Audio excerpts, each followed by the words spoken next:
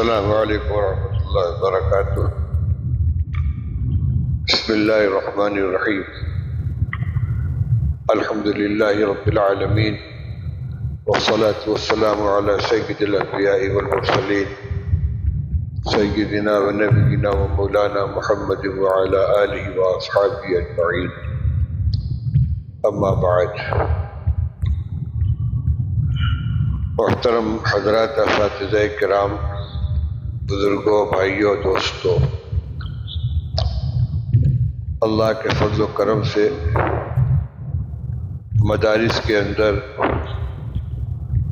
نئے داخلے کی کارروائیاں تقریباً مکمل ہو چکی ہیں اور اب تعلیم کا سلسلہ شروع ہونے والا ہے۔ اللہ تعالیٰ نے جن لوگوں کو دینی علوم کے درس و تدریس سے وابستہ رہنے کی توفیق عطا فرمائی ہے، یہ ان کے حق میں اللہ کا خاص فضل اور بہت بڑی نعمت ہے۔ ہمارے حضرت مفتی محمود صاحب نور اللہ برکاتہ فرمایا کرتے تھے کہ علم دین امانت ہے۔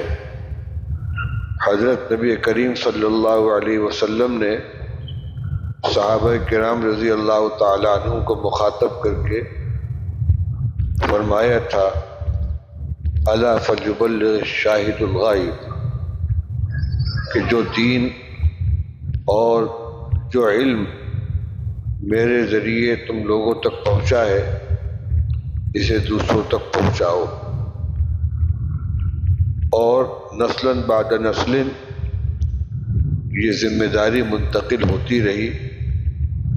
ہر وہ فرد جس تک یہ امانت پہنچ گئی وہ غائب کی فہرست سے نکل کر شاہدین کے اندر آ گیا۔ اب اس کی ذمہ داری ہے کہ دیگر غائبین تک اس کو پہنچائے۔ یہ اس کی اپنی ذمہ داری ہے۔ اگر کوئی پڑھنے والا نہ ملے تو اسے در در جا کر لوگوں کی خوشامد کر کے اس علم کو پہنچانا ضروری ہوتا۔ اللہ کا شکر ادا کریں کہ اس نے مدرسوں کی یہ شکل پیدا فرما دی۔ درسگاہ ہے، آپ بحیثیت استاد بیٹھے ہوئے ہیں۔ اللہ نے بچوں کے سرپرستوں کے دل میں داعیہ پیدا کیا، انہوں نے مدرسے میں لا کر داخل کر دیا، بچوں کے اندر شوق پیدا کیا، منتظمین نے نظام بنا دیا، نصاب مرتب کیا گیا، کتابیں متعین کی گئیں، اور مزید برآں آپ کے لیے سہولتیں فراہم کی گئیں۔ اب آپ کا کام صرف اتنا ہے کہ آپ ایک نظام کے تحت اپنے اپنے وقت پر متعین کتابیں طلباء کو پڑھائیں۔ ان طلباء کو اپنا محسن سمجھنا چاہیے کہ اس امانت کو ادا کرنے کے لیے انہوں نے اپنے قلوب آپ کے سامنے پیش کر دیے ہیں، اس لیے ان کو اپنا محسن سمجھیں اور تعلیم و تدریس کو امانت کی ادائیگی کے جذبے سے اختیار کریں۔ اس میں چند باتوں کا خیال کرنا ضروری ہے۔ جو کتابیں اور جو مضامین آپ سے متعلق ہیں ان کے مطالعہ کے ذریعے اتنی تیاری کر لیں کہ آپ خود مطمئن ہو جائیں کہ جو مفہوم میں نے مضمون کا سمجھا ہے وہ صحیح ہے، اور اگر اس سلسلے میں کسی طرح کا اشتباہ ہو، تشنگی باقی رہ جائے، تو بلا تکلف دیگر اساتذہ سے تبادلہ خیال کر کے کسی حتمی نتیجے تک پہنچنے کی کوشش کریں۔ یہ علمی تبادلہ علمی ترقی کا بھی ذریعہ ہوتا ہے اور اس کے بہت سے فوائد ہیں جن پر انشاءاللہ میں مستقل گفتگو کروں گا۔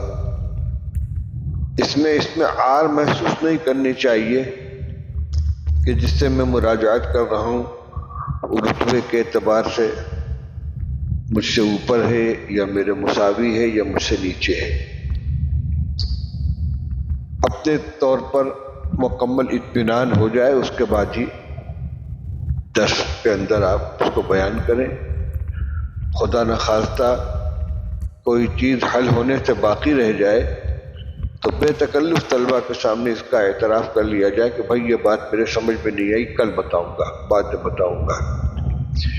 اسی طرح درس کے دوران اگر طالب میں کوئی اشکال کرے تو چیم و جبی نہیں ہونا چاہیے، بلکہ پوری بشاشت کے ساتھ تعلیم کی بات کو سن کر سمجھ کر اس کے اشکال کو، اس کی شبہ کو دور کرنے کی کوشش کرنی چاہیے۔ بات نہ سمجھ میں آئے صاف کہہ دیں کہ بروقت اس کا جواب میرے ذہن میں نہیں ہے، سمجھ کے بتاؤں گا۔ جب رسول اللہ صلی اللہ علیہ وسلم کے پاس صحابہ کرام سوالات کرتے تھے تو رسول اللہ صلی اللہ علیہ وسلم وحی کا انتظار فرماتے تھے۔ قرآن کے متعدد آیتوں میں یسألونک عن الشہر الحرام، یسألونک عن المحیض، یسألونک قل اللہ یفتیکم فی الکلالہ، لوگ آپ سے یہ پوچھتے ہیں۔ یہ وہی مقامات ہے کہ جہاں رسول اللہ صلی اللہ علیہ وسلم نے فوراً جواب نہیں دیا ہے، اس لیے اس نے کوئی شان نہیں گھٹتی کہ ہم طلبہ سے یہ اعتراف کر لیں کہ میرے سمجھ میں نہیں آ رہا ہے یا بروقت جواب مستحضر نہیں ہے، میں بتاؤں گا۔ ایسے ہی اگر اپنی بیان کی ہوئی کسی بات کے بارے میں یہ محسوس ہو کہ یہ مجھ سے چوک ہو گئی، میرے سمجھنے میں فرق پڑا اور طالب علم کوئی دوسرا مفہوم بیان کر رہا ہے اور وہ صحیح ہے تو بلا تکلف اس کو قبول کر لینا چاہیے کہ ہاں بھائی یہ بات تم صحیح کہہ رہے ہو۔ ہمارے بڑوں میں یہ چیز تھی، طلبہ کی بات کو سنتے تھے اور بے تکلف اعتراف میں صاحب تم صحیح کہہ رہے ہو، مجھ سے چوک ہو گئی۔ خاص طور سے شیخ الادب مولانا اعجاز علی صاحب رحمۃ اللہ علیہ کے تلامذہ یہ بتلاتے ہیں، فوراً اعتراف کرتے تھے۔ تو اصرار نہیں ہونا چاہیے اپنی کہی ہوئی بات کے اوپر، زبردستی اس کو صحیح ثابت کرنے کی کوشش نہیں کرنی چاہیے۔ تیسری بات یہ کہ خاطب الناس علی قدر عقولہم کا اصول سامنے رہنا چاہیے۔ آپ اپنے علمی ترقی کے لیے جس معیار کا چاہیں مطالعہ کریں، تیاری کریں، لیکن طلبہ کے سامنے اتنی ہی بات بیان کریں کہ جو ان کی گرفت کے اندر آ سکے، اور خارجی مضامین کم سے کم بیان کیے جائیں۔ جو بھی بات بیان کی جائے اس کا تعلق کتاب کی عبارت سے ہونا چاہیے تاکہ طالب کے لیے اس کو محفوظ رکھنا آسان ہو جائے۔ میرا تو ایک طریقہ یہ ہے کہ بخاری شریف کے سبق میں اگر کوئی بات مجھے بیان کرنی ہے جو حاشیے میں موجود ہے تو میں بیان کرتے وقت کہہ دیتا ہوں کہ اس کا فلاں نمبر کا حاشیہ دیکھو۔ مقصد صرف یہ ہوتا ہے کہ ان کے دماغ کے اوپر صرف بوجھ نہ پڑے، زبانی یاد رکھنا ہے، اس کو نوٹ کرنا ہے، وہ چیز کہاں ہے، میں جب کہاں سے بیان کر رہا ہوں ان کے سامنے ہے۔ چنانچہ میں دیکھتا ہوں کہ بہت سے طلبہ قلم نکال کر فوراً اس کے اوپر نشان لگاتے ہیں یا وہ مارکر جو ہوتا ہے اس کو لگا کر اس کو نمایاں کرتے ہیں۔ مدرسوں میں جو منافست ہوتی ہے اساتذہ میں، اس کو ختم کرنے کے لیے ایک طریقہ یہ بھی ہے، میں نے اپنے یہاں جامعہ اسلامیہ بنارس میں اس کو لاگو کر رکھا تھا اور اس کا بہت نفع محسوس ہوا۔ ایک تو اساتذہ کے درمیان آپس میں افہام جو ہے مذاکرہ کا سلسلہ ہونا چاہیے کہ مطالعہ کے درمیان اگر کوئی چیز سمجھ میں نہ آئے تو کسی بھی دوسرے استاد سے مراجعات کر لی جائے، بلکہ دوران درس بھی اگر ضرورت پیش آئے تو اس میں کوئی اپنے لیے عار محسوس نہیں کرنی چاہیے۔ میں جامعہ اسلامیہ بنارس میں ترمذی شریف پڑھا رہا تھا، ایک موقع آیا، ایک لفظ تھا جس کا مفہوم سمجھ میں نہیں آ رہا تھا۔ میری درسگاہ کے سامنے والی درسگاہ میں مولانا عبداللہ معروفی صاحب پڑھا رہے تھے۔ یہ جامعہ اسلامیہ سے پہلے رامپور کے ایک مدرسے میں استاد تھے، اور مجھے معلوم تھا کہ یہ وہاں ترمذی شریف پڑھاتے تھے۔ میں اٹھا، ترمذی شریف لے کر سامنے کے درسگاہ میں گیا، مولانا کے سامنے کتاب رکھی، انگلی رکھی، مولانا یہ لفظ سمجھ میں نہیں آ رہا ہے۔ وہ پڑھا چکے تھے، انہوں نے اس کو بتلا دیا، میں لے کر آیا۔ سب طلبہ دیکھ رہے تھے، ان کے بھی میرے بھی، کہ صدر صاحب گئے ہیں اور ان سے پوچھ کر آئے۔ تو ایک تو یہ ہونا چاہیے۔ دوسری چیز یہ کہ کوئی طالب علم کسی بھی استاذ کے پاس کوئی کتاب پڑھ رہا ہو تو اگر اس کو سمجھنے کی ضرورت پیش آ جائے امتحان کے زمانے میں یا ویسے ہی تکرار کے دوران، تو اس کی پابندی نہیں ہونی چاہیے کہ جو کتاب طالب علم جس استاد سے پڑھ رہا ہے اسی سے سمجھے گا۔ یہ غلط ہے۔ اس کا مطلب ہے دل میں چور ہے، اپنے پڑھانے کے بارے میں مطمئن نہیں ہم۔ اگر میری کتاب کسی طالب نے کسی دوسرے استاد سے پوچھ لیا، اس کو خفا ہو رہے ہیں کہ ان کے پاس کیوں گئے تھے، اس کا مطلب یہ کہ اپنے پڑھانے کے بارے میں اطمینان نہیں، کہیں میری چوری نہ کھل جائے، میرا عیب کھل نہ جائے۔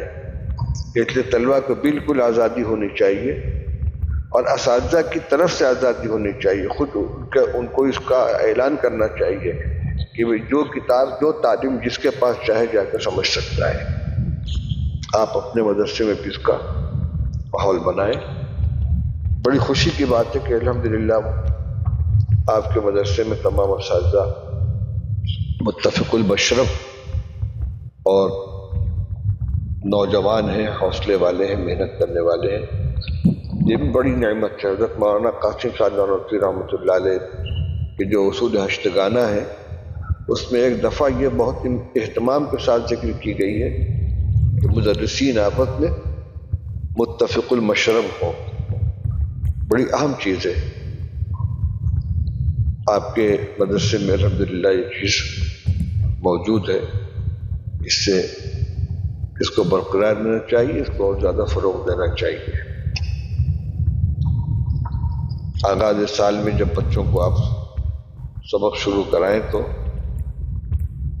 جو تمہیدی باتیں ہوتی ہیں ہر درجے کے طلبہ کو اتنا ہی سمجھائیں جتنا ان کی گرفت کے اندر آ سکے۔ بہت اونچی، بہت طویل گفتگو نہیں ہونی چاہیے۔ اپنی جانکاری کے لیے جتنا چاہے مطالعہ کریں، لیکن مقدمۃ العلم اور مقدمۃ الکتاب کی تقریر کے دوران بہت زیادہ طویل تقریریں نہیں ہونی چاہیے۔ اور جو یہ خارجی باتیں ہیں امتحان کے زمانے میں ان کو درج سوال کرنا اور اس کو نمبرات کا مدار رکھنا یہ بھی مناسب نہیں ہے۔ سوالات کا تعلق زیادہ تر کتاب سے ہونا چاہیے، کتاب کے عبارت سے ہونا چاہیے، اور آپ جو کچھ بتائیں اتنا بتائیں کہ جو وہ محفوظ رکھ سکیں اور بوقت ضرورت اس کو ذکر کر سکیں۔ اللہ تعالیٰ سال کا آغاز خیر و برکت کے ساتھ فرما دیں، اور اللہ کرے یہ پورا سال خیر و خوبی کے ساتھ اتمام پذیر ہو۔ السلام علیکم ورحمۃ اللہ وبرکاتہ۔